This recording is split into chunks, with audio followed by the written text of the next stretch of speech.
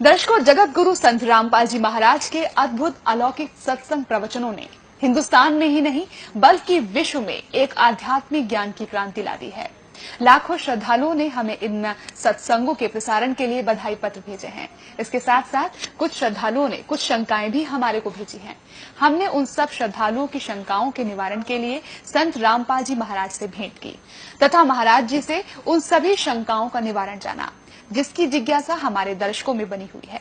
तो आइए अब जानते हैं परम पूज्य जगत गुरु तत्वदर्शी संत रामपाल जी महाराज से आपकी हर शंका का समाधान। महाराज जी, हमने सुना है कि आप जी श्री ब्रह्मा जी, श्री विष्णु जी, श्री शिव जी आदि देवताओं की पूजा छुड़वाते हैं, क्या ये उचित है?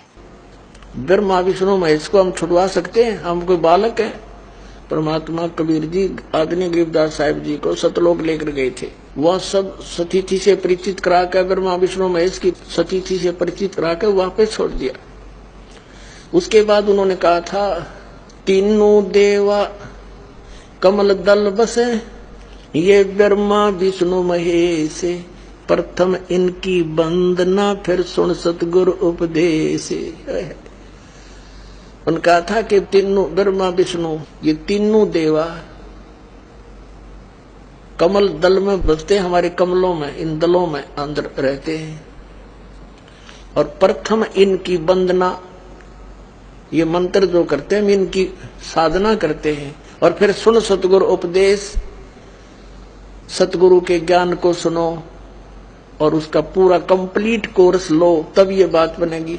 अब ब्रह्मा विष्णु महेश हमारे कोई दुश्मन नहीं है। कई कहते हैं कि आपके गुरु जी तो ब्रह्मा विष्णु महेश को छुड़वाते हैं। ब्रह्मा विष्णु महेश को हम छुड़वा सकते हैं?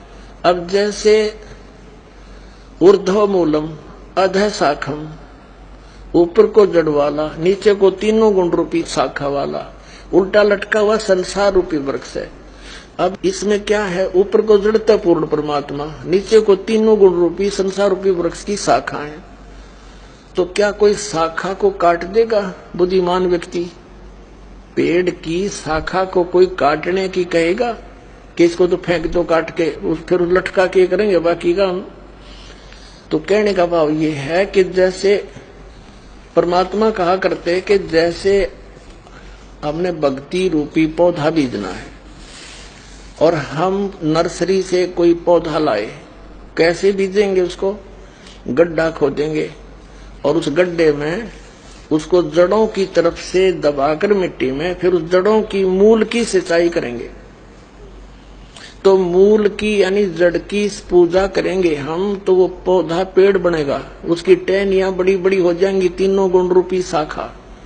तो उन शाखाओं का फल लगेगा, और फल के लिए हम सारा प्रोसेस अपना कर रहे हैं, फल प्राप्ति के लिए हम कर रहे हैं। तो वो हमने तोड़ने नहीं होते, हमने ऐसे करना है, अपनी way of worship according to the spiritual करना है, शास्त्रों के अनुसार करना। देखना, ये समझ लो हम एक पौधा लाए तो ये है बुद्धिमता। जड़ों को गमले में यानी मिट्टी में डाला, दबा दिया और पूजा शुरू कर दी, सिंचाई। ये जड़ कबीर परमात्मा है इस संसार रूपी वृक्ष की। अब ये हमने जड़ों को पूजना है। इन ब्रह्मा विष्णु महेश की पूजा नहीं कर, हम क्या कर रहे हैं? ऐसे कर रहे हैं। ये बता, बालका वाला काम करे क्या हमने? हंसी नहीं आवे? हम ऐसी पूजा कर रहे हैं, उल्टा काम कर लिया हमने।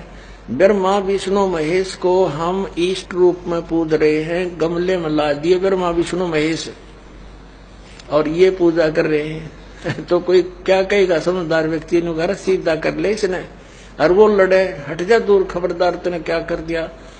अब देखो, जड़ छोड़ दी हमने, अब जड़ ऊपर रहेगी तो भक्ति रूपी पौधा सूख गया। ये यूजलेस है, ये शास्त्र विधि को त्याग कर शास्त्र विरुद्ध साधना है, ये उल्टा बीजा हुआ भक्ति रूपी पौधा। और हमने ऐसे करने को कहा, तो इसमें इसकी पूजा करेंगे भगवान कबीर साहब की, फिर हमारे शास्त्र अनुकूल कर्म बनेंगे। शास्त्र अनुकूल संस्कार होने से ये फल ब्रह्मा विष्णु महेश ने देना हमारे को, क्योंकि यहाँ के ये प्रधान है, इविन का फल लगेंगे। अब इसका प्रमाण देते हैं। अपने आत्मा परमात्मा ये कहा करते, तुम साधना ठीक करो, और फिर आपको लाभ होगा पूरा। अब तुम साधना कर रहे हो उनकी जो आपको कुछ दे ही नहीं सकते। अब जैसे आप किसी फैक्ट्री मालिक की नौकरी कर रहे हो, तो नौकरी उसकी कर रहे हो, आपकी हाजिरी लगकर तनख्वाह बनकर कैशियर के पास आती है, अकाउंटेंट के पास आती है। अब तनख्वाह तो देंगे अकाउंटेंट और वो कैशियर, लेकिन वो देंगे आपका वर्क डन, और वो भी उस मालिक की मजदूरी करोगे। तो यदि उस आप लागे अकाउंटेंट और कैशियर की जूते साफ कर, उसकी प्लेट धोना, वह नौकरी दी छोड़ आपने, वो खाक देंगे आपको, जो कहीं बाजत चाह बिना पाओ टाइम पे।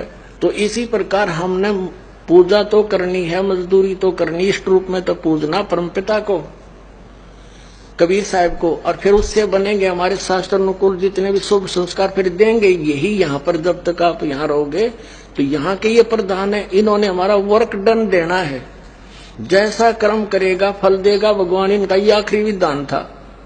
तो ये भगवान तो वर्क डन ही दे सकते, इसमें ऐड नहीं कर सकते। और फैक्ट्री मालिक मनमाना करा के दे तोहफे में, यानी परमात्मा हमारे मालिक हैं, मालिक तो कुछ भी दे सकता है।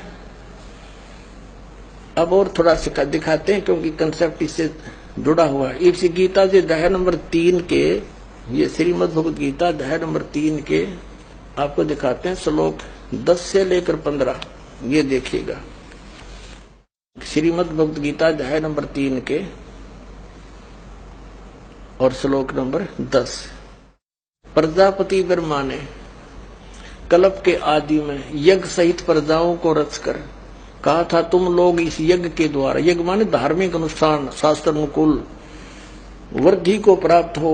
यह यज्ञ तुम लोगों को इच्छित भोग प्रदान करने वाली हो। 11वें में कहा है, यज्ञ के द्वारा देवताओं को उन्नत करो और वो देवता तुम लोगों को उन्नत करें। इस प्रकार निस्वार्थ भाव से एक दूसरे को उन्नत करते हुए तुम लोग कल्याण को प्राप्त हो जाओगे। 12वें में फिर कहा है, यज्ञ के द्वारा बढ़ाए गए देवता, बताओ देवता ने क्या हम पकड़ कर बढ़ावांगे, खींच कर बढ़ावांगे उन्हें। अब ये विधि बता रखी है कि शास्त्र अनुकूल साधना करने से, जड़ की पूजा करने से ये तीनों देवता रूपी शाखा बढ़ जाएंगी, बड़ी हो जाएंगी, फिर ये फल देंगे। देखिए, यज्ञ के द्वारा शास्त्र अनुकूल साधना के द्वारा बढ़ाए हुए यानी बढ़े हुए देवता, ये तीनों शाखाएं तुम लोगों के बिना मांगे ही इच्छित भोग निश्चित देते रहेंगे। उन देवताओं को दिए हुए भोगों को जो पुरुष उनके बिना दिए स्वयं भोगता है वह चोर है। अब क्या सिद्ध हो गया कि जैसे हम मूल की पूजा करेंगे, मूल की यानी जड़ की पूजा करने से टहनी बड़ी हो जाएंगी, ये देवता बढ़ गए, बड़े होकर ये फलों से लथपथ हो जाएंगी, ये टहनी बिना मांगे देंगे अपने आप, क्योंकि हम मूल की पूजा कर रहे हैं तो अपने आप इनका बस की बात नहीं, देने पड़ेंगे फल हमारे को। आगे देखो, और जो फिर कहते हैं धर्म दान नहीं करते तो वो तो चोर हैं, वो फिर स्वयं भोगता है बिना गुण को दिए यानी बिना कुछ दान किए तो चोर है। 13वें में कहा है, यज्ञ से बचे हुए अन्न को खाने वाले श्रेष्ठ पुरुष सब पापों से मुक्त हो जाते हैं। और जो पापी लोग अपने शरीर पोषण के लिए ये अन्न पकाते हैं वे तो पाप ही खाते हैं। इसका कहने का भाव यह है, अपने आत्माओं यहाँ पर सतलोक आश्रम बरवाला जिला हिसार हरियाणा में पूरे विश्व में एक ये स्थान है जहाँ शास्त्र अनुकूल साधना होती है। अब ये क्या बता रहे हैं, यज्ञ से बचे हुए अन्न को खाने वाले श्रेष्ठ पुरुष संत यानी अच्छी आत्मा तो सब पापों से मुक्त हो जाते हैं। हम सबसे पहले परमात्मा का भोग निकालते हैं, भोजन का भी, हलवे का प्रसाद बनकर आता है वो भी, उसको भगवान के भोग लगाकर फिर शेष अन्न को वितरित किया जाता है। तो ये कहते हैं यज्ञ से बचे हुए अन्न को खाने वाले संत, साधु संत भक्त, यज्ञ से बचे हुए अन्न को खाने वाले संत है यानी साधु संत भक्त आत्माएं, अच्छी आत्माएं सब पापों से मुक्त हो जाते हैं। अब कहने का भाव ये है कि यहाँ पहले भगवान को भोग लगा के शेष बचे हुए अन्न को उसके बच्चों को वितरित किया जाता है, वो महापाप नाशक बन जाता है। तो यहाँ आओगे तो सारी साधना मिल लेगी आपने, तो सब पापों से मुक्त आप होगे। ज्ञान सुनोगे, धर्म यज्ञ, ज्ञान यज्ञ, प्रणाम यज्ञ, सारी यज्ञ, सब साधना, पूरा ट्रीटमेंट दिया जाएगा। फिर कहते हैं जो दान धर्म नहीं करते हो तो चोर है भगवान के। जिन हर की चोरी करी और गए राम गुण भूल, ते बिदना बागुल किए वो फिर झूले उल्टी झूल। कहते हैं जिन हर की चोरी करी, भगवान ने जो आपको दान दिया है, धन आपके संस्कार में, उसको आगे दान जो नहीं करता वो तो चोर बताया भगवान का। तो फिर क्या बताते हैं देखिएगा आगे, इसमें निष्कर्ष निकल रहा है। तीसरे अध्याय का हमने ये 13वां श्लोक पढ़ लिया। यज्ञ से बचे हुए अन्न को खाने वाले श्रेष्ठ संत, संत माने आप अच्छी आत्माएं, सब पापों से मुक्त हो जाते हैं। और जो पापी लोग अपना केवल कमाया और खाया वहीं तक सीमित हैं, वो तो पाप को खाते हैं। अब 14 और 15 में एक निर्णायक ज्ञान दे दिया। पहले इनका अनुवाद पढ़ाएंगे इंजीनियरा का, फिर समझ में आएगा। संपूर्ण प्राणी अन्न से उत्पन्न होते हैं। अन्न की उत्पत्ति वृष्टि से होती है, वृष्टि यज्ञ से होती है। यज्ञ इसका अर्थ शास्त्र अनुकूल कर्मों से जो होता है वो विहित कर्मों से उत्पन्न होने वाले हैं, यज्ञ यानी धार्मिक अनुष्ठान। और कर्म समुदाय को तो ब्रह्मो उद्भवम, इन्होंने ब्रह्म का अर्थ वेद कर दिया है। कोई बात हुई, ब्रह्म का अर्थ वेद कर दिया। ये लिखना था कि देखो हम यहां पर आए इस काल के लोक में, तो हमने कर्म करके ही मिलेगा, ना कति नहीं मिले। तो कहते हैं ये कर्म लगाए ब्रह्म ने बनाया विधान यहाँ का, और ब्रह्म की उत्पत्ति हुई परम अक्षर ब्रह्म से, उस परमात्मा से, सच्चिदानंद घन ब्रह्म से। इसका अर्थ तो ये है, लेकिन इन अज्ञानियों ने कुछ ज्ञान तो था नहीं, सारे उल्टे अडंगे अड़ा दिए।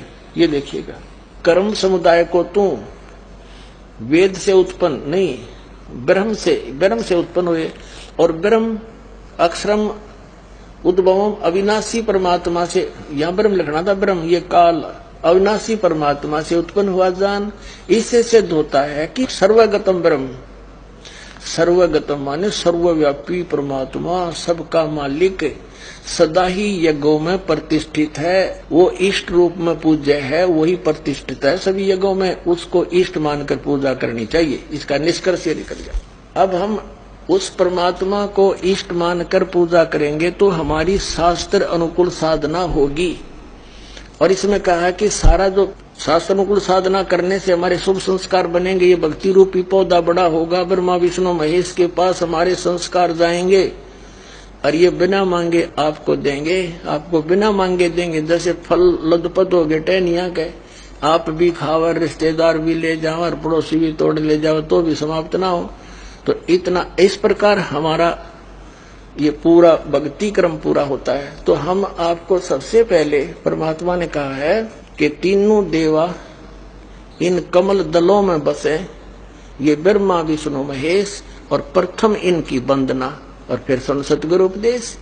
तो हम इनकी पूजा नहीं कर रहे, हम किसी का किराया दे रहे हैं। जैसे हम टैक्स भर रहे हैं बिजली का, हम बिल भर रहे हैं इसका टेलीफोन का, वो पूजा थोड़ी कर रहे हैं, वो तो हम उनको दे रहे हैं। तो हमें हमारी सुविधाएं जारी रखेंगे, नहीं देंगे तो कनेक्शन काट देंगे। तो हम शास्त्र अनुकूल साधना कंप्लीट कोर्स ना करके अपनी अपनी डफली पीट रहे हैं, जिस कारण से हम परमात्मा से मिलने वाली साधना से वंचित होकर के हम नास्तिक होते जा रहे थे।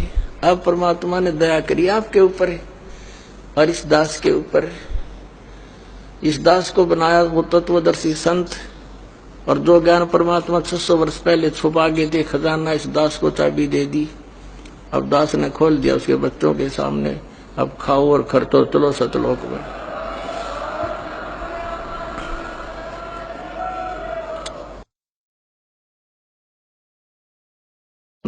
अब खाओ और खर्चो, चलो सतलोक में।